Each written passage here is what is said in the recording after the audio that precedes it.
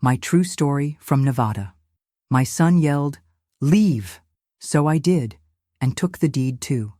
Dear friends, my name is Margaret, and I'm writing to you from my small apartment in Carson City, Nevada.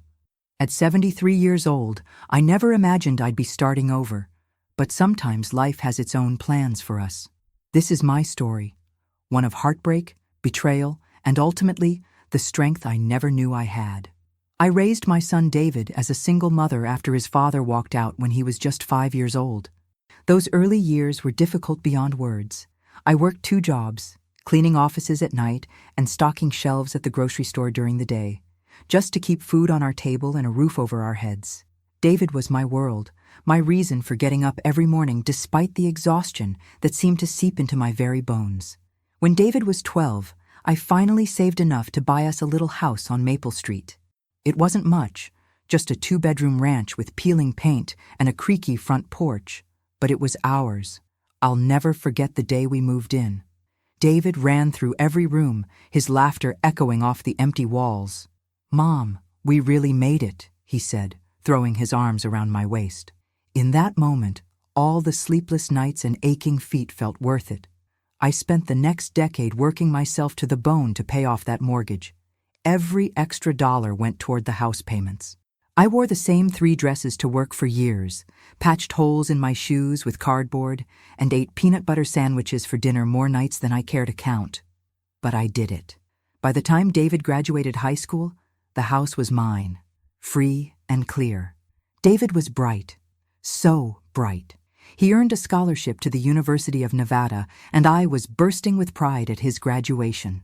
But when he came back home afterward, something had changed. The grateful boy who once hugged me tight had become a young man who seemed to view everything I'd sacrificed as somehow beneath him.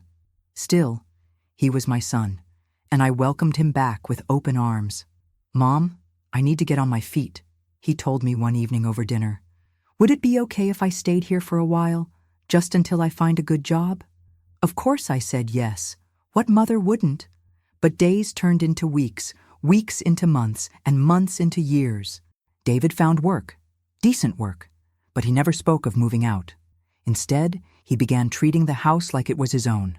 He'd invite friends over without asking, rearrange furniture to his liking, and complain about everything from the outdated kitchen to the color of the living room walls. "This place is embarrassing, Mom," he'd say, shaking his head at the wallpaper I'd hung so carefully years before. "When are you going to modernize?" I started making changes, spending money I didn't have on renovations David wanted. New carpet here, fresh paint there, modern fixtures in the bathroom. I told myself it was an investment in our home, but deep down, I knew I was just trying to make him happy, trying to earn back the love that seemed to slip further away with each passing year. The real trouble started when David met Lisa. She was pretty and ambitious, and she had very specific ideas about how things should be. Within months of their relationship getting serious, she was practically living in my house too.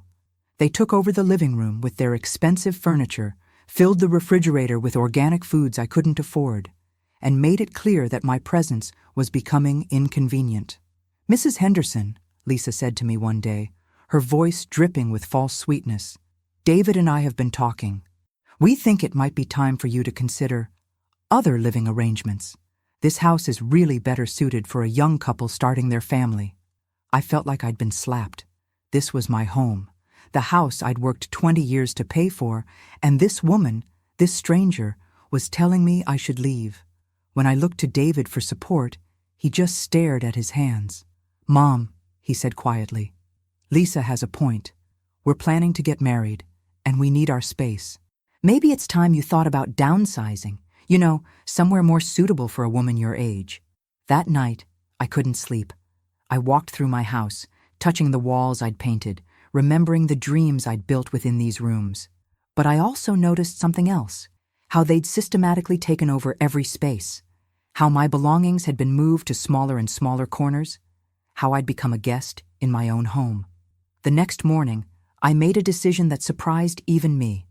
I called my lawyer, Mr. Peterson, whom I'd known for years. "Margaret, what can I do for you?" he asked warmly. "I want to put my house in David's name," I told him. "I want to give it to him as a wedding gift." There was a long pause. "Are you sure about this, Margaret? This is a significant financial decision." "I'm sure," I lied, because I wasn't sure at all. But I thought maybe, just maybe, this grand gesture would bring back the son I'd lost somewhere along the way. "Well, we can certainly do that," Mr. Peterson said. "But let me suggest something. What if we put the house in a trust? That way you maintain some control while still providing for David's future. It's a more secure arrangement for everyone involved." I didn't fully understand all the legal details, but I trusted Mr. Peterson. He'd helped me with the original mortgage and had always looked out for my best interests. "Whatever you think is best," I told him. A few weeks later, I presented David with the documents. His face lit up with the first genuine smile I'd seen from him in months. "Mom, this is incredible," he said, actually hugging me. "Thank you so much. This means everything to us." For a brief moment, I felt like I'd gotten my son back. But that feeling didn't last long. Within days of receiving the paperwork, David's attitude shifted dramatically. He began treating me not like his mother, but like a tenant in his house. He'd criticize everything I did, from how I organized the kitchen to when I watched television. "This is our house now, Mom," he'd say, whenever I objected to changes he wanted to make. "We need to start making decisions that work for our family." Lisa became openly hostile. She'd leave messes for me to clean up, monopolize the kitchen during mealtimes, and speak about me as if I wasn't there. "I can't wait until we have our own space," she'd say loudly during phone calls with her friends.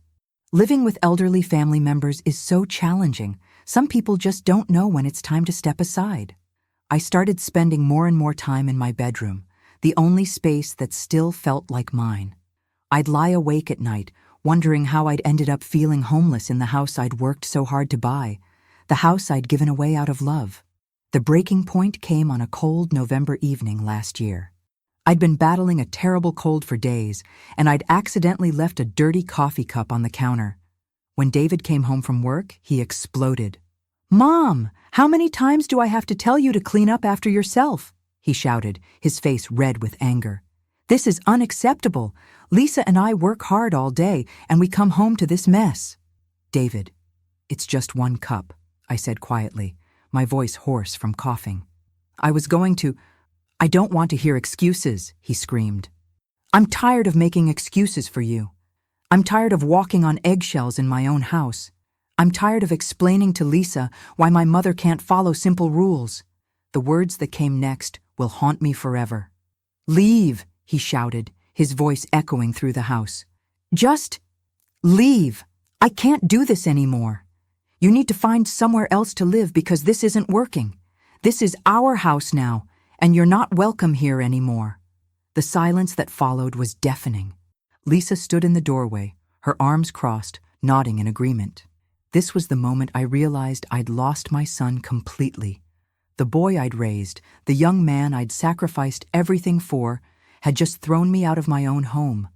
But here's what David didn't know, what I'd somehow forgotten myself in all the pain and confusion of recent years. When I called Mr. Peterson to understand exactly what I'd signed, he explained something that changed everything. "Margaret, you didn't actually give David the house," he said gently. "Remember, we set up a trust. You're the trustee, and David is the beneficiary. But you maintain full control over the property as long as you're alive and competent. The house is still legally yours." I felt like I could breathe again for the first time in months. "What does that mean exactly?" I asked. "It means you have every right to live in that house, and you have the right to revoke David's interest in the trust, if you choose to.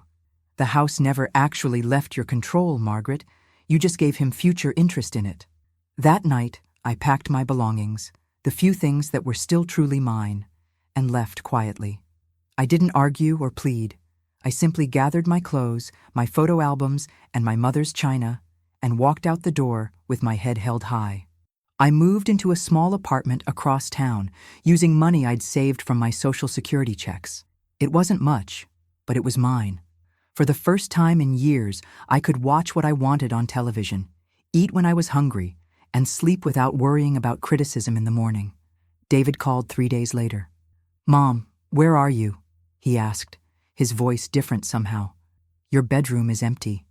"I'm exactly where you told me to be," I said calmly. somewhere else. Look, maybe we overreacted, he said, and I could hear Lisa arguing with him in the background. Why don't you come home and we'll talk about this? David, you made it very clear that your house isn't my home, I replied. I'm fine where I am. What do you mean, my house? He asked, confusion evident in his voice. The house you told me was yours. The house you said I wasn't welcome in anymore. There was a long pause. Mom, don't be ridiculous. Come home. I am home, I said, and hung up. What happened next taught me that my son had learned to be manipulative as well as ungrateful. He began calling me daily, alternating between anger and false sweetness. When I wouldn't return his calls, he started showing up at my apartment. Mom, this is crazy, he'd say through the door. You're being childish. Come home and let's work this out. But I'd learned something important in my small apartment. I'd learned that peace was worth more than anything else. I'd learned that I'd spent so many years walking on eggshells, trying to please people who couldn't be pleased, that I'd forgotten what it felt like to simply exist without criticism. After 2 months of harassment, David's calls became increasingly desperate. Mom, we need to talk about the house, he said one evening. I need to refinance, and the bank is saying there are some complications with the paperwork. They need you to sign some documents. What kind of complications? I asked, though I already knew. They're saying you're still the legal owner or something. It's probably just a paperwork error from when you transferred it to me. David, I think you should speak to a lawyer about that, I said. What do you mean? Can't you just sign whatever they need? I don't think I can do that, I replied. The next day, Mr. Peterson called me. Margaret, I've been contacted by David's attorney. It seems he's trying to refinance the house, and he's discovered that he doesn't actually own it. His lawyer is threatening to sue you for fraud. I felt my stomach drop. Fraud? But You didn't do anything wrong, Mr. Peterson assured me. The trust was set up exactly as we discussed. You never transferred ownership to David. He has a beneficial interest in the trust, but you remain the legal owner. However, I need to ask you something important. Given everything that's happened, do you want to revoke the trust entirely? I thought about it for a long moment. What would that mean? It would mean David would have no claim to the house whatsoever. It would be entirely yours to do with as you please. You could sell it, leave it to someone else, or keep it for yourself. And I can do that legally? Absolutely. As the trustee, you have the right to revoke the trust at any time, especially if the beneficiary has acted in ways that violate the spirit of the arrangement. That's when I made the decision that would change everything. I want to revoke the trust, I said. I want the house back. Are you sure, Margaret? This is a significant step. I'm sure, I said, and for the first time in years, I actually was. The legal process took several weeks, but eventually, I received the documents confirming that the house on Maple Street was once again solely mine. David and Lisa had been living there for months, believing they owned it, making plans for their future based on a lie they'd told themselves. On a sunny Tuesday morning in March, I drove to the house with an eviction notice prepared by Mr. Peterson. I used my key, the key I'd never given up, and walked into what had once been my home. The place was barely recognizable. They'd torn out walls, painted over my careful decorating, and turned my cozy home into something cold and modern. But it was still mine. David was at work, but Lisa was there. When she saw me, her face went white. "What are you doing here?" she demanded. "I'm here to give you this," I said, handing her the eviction notice. "You have 30 days to vacate my house." "Your house?" she laughed, but it was a nervous laugh. "This is David's house. You gave it to him." "I never gave him anything," I said calmly. "I put it in a trust, which I've now revoked. This house belongs to me, and I'm asking you to leave." Lisa called David immediately, and within an hour, he was standing in my kitchen, his face red with anger. "Mom, what the hell is this?" he shouted, waving the eviction notice. "It's exactly what it says," I replied. "I'm taking back my house." "You can't do this. You gave it to me. I have rights." "You have the right to find somewhere else to live," I said, "just like you told me to do." "That's different. We were just having a fight." "David, you told me to leave. You said I wasn't welcome in your house. So I left. And now I'm taking my house back. Mom, Be reasonable, he said, his voice changing to the manipulative tone I'd learned to recognize. Where are we supposed to go? We've been planning our wedding. We've been making payments on this place. What payments? I asked. You've been living here rent-free for years. You know what I mean. The utilities, the improvements you made without asking my permission, to my house, while treating me like a burden. David stared at me for a long moment, as if seeing me for the first time. I don't understand, he said quietly. Why are you doing this? Because you taught me to, I replied. You taught me that love without respect is worthless. You taught me that giving everything doesn't guarantee gratitude. You taught me that sometimes the people we love most are the ones who hurt us deepest. Mom, I'm sorry, he said, but the words sounded hollow. I'm sorry too, I said. I'm sorry it took me so long to learn that I deserve better. The next 30 days were the hardest of my life. David tried everything: anger, guilt, manipulation, even bringing Lisa's mother to talk to me. But I held firm. My small apartment had taught me that I didn't need much to be happy. I needed peace, respect, and the knowledge that I was valued. On the day they moved out, David stood in the driveway loading boxes into a rented truck. He looked older somehow, smaller. When he was done, he walked over to where I stood on the porch. Mom, he said, his voice barely above a whisper. I know I messed up. I know I treated you badly. But you're my mother. Doesn't that count for something? I looked at this man who had once been my everything, and I felt a deep sadness for what we'd lost. Being your mother counted for something when I worked 2 jobs to keep you fed, I said softly. It counted when I saved every penny to buy this house. It counted when I went without, so you could have everything you needed. It counted when I put up with years of disrespect because I loved you. But it didn't count when you threw me out of my own home. But I said I was sorry, he said. I know you did. But sorry doesn't fix the years of making me feel unwelcome in my own home. Sorry doesn't fix the nights I cried myself to sleep, wondering where I went wrong as a mother. Sorry doesn't fix the fact that you only apologized when you realized you needed something from me. David looked like he wanted to say more, but Lisa called to him from the truck. We have to go, she said impatiently. The rental company closes at 5. He looked at me one more time. Will you ever forgive me? I already have, I said. But forgiveness doesn't mean forgetting. And it doesn't mean allowing you to hurt me again. They drove away, and I stood on my porch, watching until the truck disappeared around the corner. That was 8 months ago. The house felt strange for weeks, too quiet after years of tension and conflict. But gradually, I began to remember what peace felt like. I painted the walls back to colors I loved. I rearranged the furniture the way I wanted it. I planted flowers in the garden that Lisa had neglected. I also made a decision that surprised everyone who knew me. I sold the house. It wasn't about the money, though the sale gave me more financial security than I'd had in years. It was about freedom. That house had become a symbol of everything I'd sacrificed, everything I'd lost. I needed to start fresh, completely fresh. I used the money to buy a small condo in a senior community near Lake Tahoe. It's beautiful here. Mountains and water and people who understand that kindness matters more than anything else. I have a small garden, a view of the lake, and neighbors who check on each other not out of obligation, but out of genuine care. I volunteer at the local animal shelter 3 days a week. I've made friends with women who have stories similar to mine, women who gave everything and learned, sometimes too late, that they deserved better. We support each other, laugh together, and share the hard-won wisdom that comes from surviving heartbreak. David calls sometimes. Not often, but sometimes. Our conversations are polite but distant. He tells me about his job, his marriage, his plans. I listen and offer appropriate responses. But the easy intimacy we once shared, or that I thought we shared, is gone forever. Lisa left him 6 months ago. She'd apparently expected to inherit a house when she married him, and when she realized that wasn't happening, she decided he wasn't worth the trouble.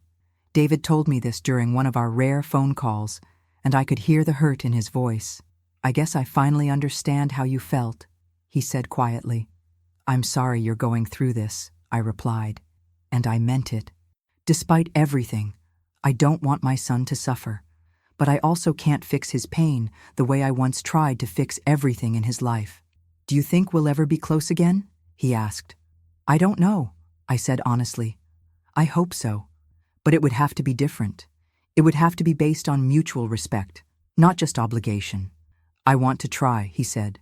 Then try, I replied. But understand that trust, once broken, takes time to rebuild. That conversation was 3 months ago. We still talk occasionally, but I no longer wait by the phone hoping he'll call.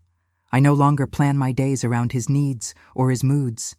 I've learned to be complete on my own. The women in my community often ask me if I regret giving up my relationship with my son for a house. They don't understand that I didn't give up my son for a house. I gave up being a doormat for self-respect. I gave up being taken for granted for peace of mind. I gave up a relationship built on my endless giving and his endless taking for the possibility of something healthier. Maybe David and I will rebuild our relationship someday. Maybe we won't. But I've learned that I can't control other people's choices. I can only control my own. And I choose to surround myself with people who value me, who treat me with kindness, who understand that relationships should be built on mutual respect and care. I'm 73 years old, and I'm happier than I've been in decades. I have a home I love, friends who care about me, and a sense of purpose that comes from knowing I stood up for myself when it mattered most. I wake up each morning grateful for the sunrise over the lake, for the birds that visit my garden, for the simple pleasure of living without fear of criticism or judgment. If I could tell my younger self anything, it would be this: love generously, but don't love so much that you lose yourself.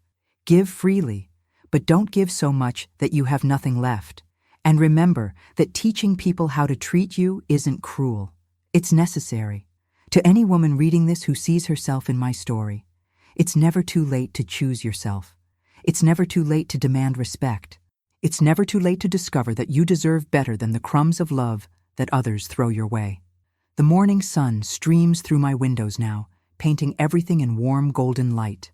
I make my coffee slowly, savoring the ritual. Today I'll tend my garden, call my friend Eleanor to plan our weekend trip to the farmer's market, and maybe read another chapter of the mystery novel I've been enjoying. Simple pleasures, but they're mine.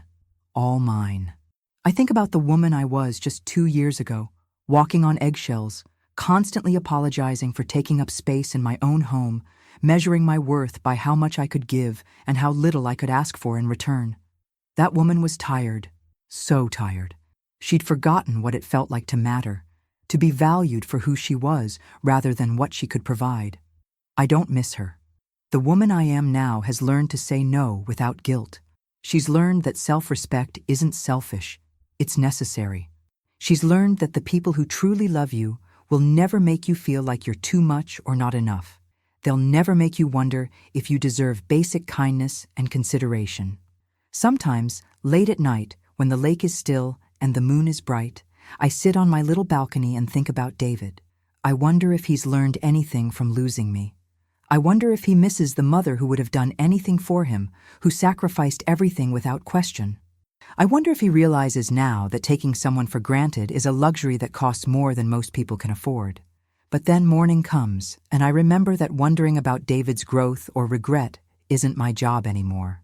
My job is to live fully, to embrace the peace I've found, to continue becoming the woman I was always meant to be, but never had the chance to discover. I've learned that it's possible to love someone deeply while still protecting yourself from their capacity to hurt you. I've learned that forgiveness doesn't require forgetting, and that boundaries aren't walls, they're gates that only open for those who've earned the right to enter. My story isn't unique. Across the country, across the world, there are women who've given everything they had to people who took it all and still demanded more.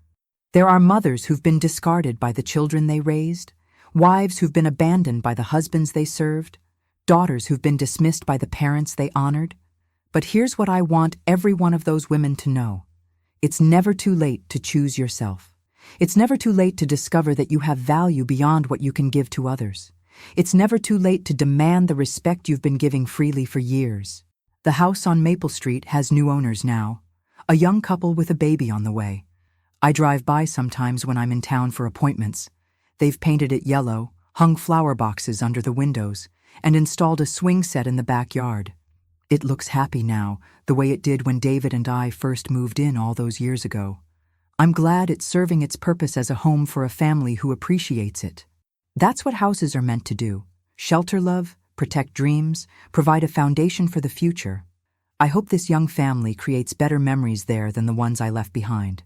The money from the sale has given me more than financial security. It's given me choices. I can travel if I want to, something I never thought I'd be able to do. I can help causes I care about. I can treat my friends to nice dinners without worrying about the cost. I can buy books without guilt, flowers without apology, and comfortable shoes without justification. But more than that, I can go to bed each night knowing that I'm exactly where I belong, surrounded by people who value me for who I am, rather than what I can provide. I can wake up each morning without wondering what mood someone else will be in, or whether I'll be walking into conflict or criticism. This is what peace feels like. This is what self-respect looks like. This is what happens when you finally understand that you deserve better and you're brave enough to demand it. I am Margaret, and I am no longer afraid of taking up space. I am no longer apologizing for existing. I am no longer accepting crumbs and calling them love. I am a woman who learned to value herself, who discovered that the best gift you can give someone is not unlimited access to your generosity, but the example of what it looks like to live with dignity and self-respect. And I am finally, truly, completely home. With love and unwavering strength, Margaret. P.S. To any woman reading this who is still waiting for someone to appreciate her sacrifices, still hoping that giving more will somehow earn her the love she deserves, stop waiting. Start living. The life you've been putting on hold while serving others is the only life you have. Make it count. Make it yours.